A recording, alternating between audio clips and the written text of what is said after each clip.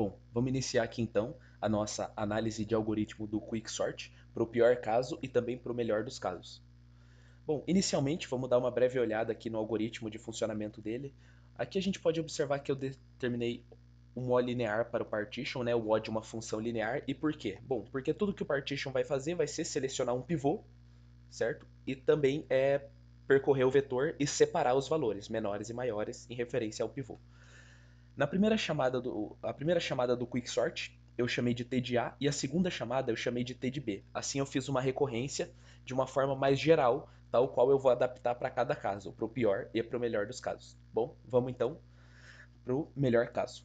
Ok? O melhor caso é aquele caso em que o pivô é sempre um valor médio do vetor ou também do subvetor, né, conforme ele vai percorrendo. E bom, esse valor médio, e por que um valor médio? Bom, porque daí ele separa dois subvetores contendo os maiores e menores valores, certo? Mas todo pivô selecionado tem que ser um valor médio, seja do vetor, seja do subvetor, ou seja do próximo ainda. Assim a gente chega no melhor caso, aonde a árvore vai caindo meio a meio, ela vai caindo para uma razão de meio, ok? Aqui eu fiz a nossa recorrência, onde eu defini a primeira chamada do quicksort como t de n sobre 2, tal como a segunda como t de n sobre 2, aqui como a gente pode ver pela árvore. O O linear se mantém aqui. Bom, qual que é o nosso primeiro objetivo? Nosso primeiro objetivo é achar o i que define a altura dessa árvore. Então, bom, aqui eu separei os níveis e a gente pode perceber um padrão. Para cada aumento de nível, o valor de n é dividido por 2, né? Para o nível 1 ele já é n sobre 2, para o nível 2 n sobre 4, tal como no nível 3 seria n sobre 8. Então, bom, com base nisso, já fica mais simples calcular o i, afinal ele é n sobre 2 elevado a i, o tanto de divisões por 2 que tem que ser efetuada para que o valor chegue finalmente a 1. Então, bom, é só passar o 2 para o outro lado para efetuar esse cálculo, a gente aplica log de base 2 dos dois lados e concluímos que i é log de n na base 2, certo? Que é a altura da árvore até que todos os vetores se tornem nulos. Ok, agora, para a gente calcular, enfim, o número total de instruções, a gente tem que reparar um padrão. Aqui a gente pode ver que cada nível contém n instruções, um total de n instruções. No nível 0 isso é mais óbvio, certo? Afinal, só tem uma chamada de n. No nível 2, existem duas chamadas de n sobre 2, n sobre duas instruções, ok?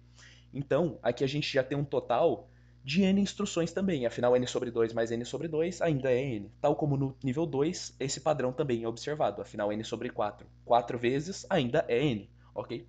Então para a gente fazer o cálculo do total de instruções é bem simples. O total vai ser um somatório com indo de 0 a log de n na base 2 de n, certo? Porque é só uma multiplicação. Então a gente chega na função, certo, de instruções totais de n log de n na base 2, ok? Que tem um limite assintótico superior definidos por O de n log de n na base 2 também, ok? Vamos então para o pior dos casos. Aqui a forma final do melhor caso, n log de n na base 2.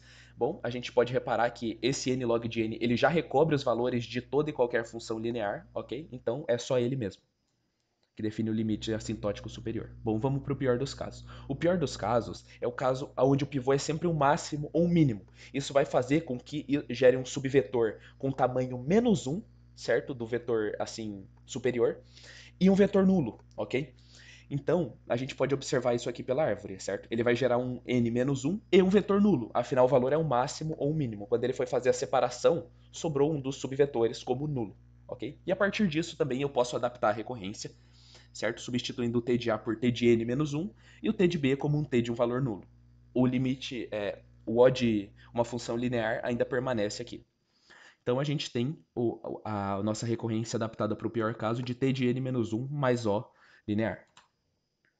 Bom, aqui então a gente tem novamente os níveis e nosso objetivo novamente é calcular a altura. Aqui perceba que ele cai de 1 em 1, certo? No nível 1 é menos 1, no nível 2 é menos 2 e assim por diante. E a gente quer o caso em que ele é 1 no final e onde todos os subvetores são nulos, ok?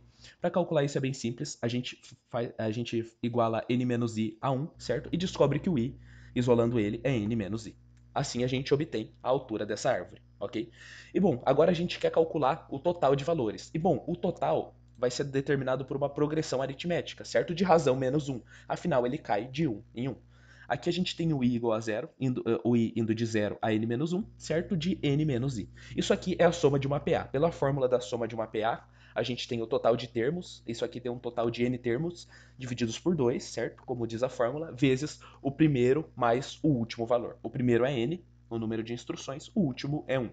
Então, com isso aqui, a gente obtém um total de n ao quadrado sobre 2 mais n sobre 2, o que é limitado de forma assintótica superior, limitado de forma assintótica superior pelo O de n ao quadrado, ok? Então, aqui a gente tem o final do pior caso, limitado também assintoticamente de forma superior por O de n ao quadrado, ok? Que também é maior que toda e qualquer função delimitada pelo limite assintótico superior de O de qualquer função linear, certo? Ele já recobre esses valores aqui já estão contidos nesse O, certo? Então, essa foi a nossa análise do pior e melhor caso do Quicksort. E é isso.